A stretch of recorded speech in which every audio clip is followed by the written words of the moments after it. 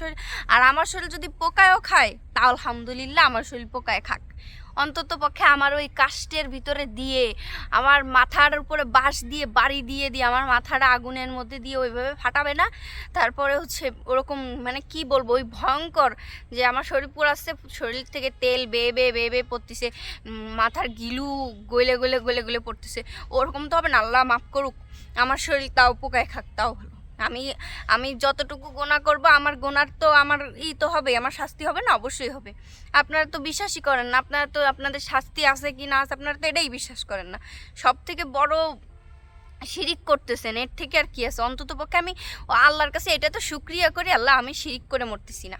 আমি আমি অন্তত পক্ষে আমি আর যা করি করি, সবাই আমার বলে, অনেক অনেক অনেক মুসলমানরা আমার বলে যে আমি পর্দা করি না, আমি মুসলমান হয়েছি তা আমি কি পর্দা করে চলি না?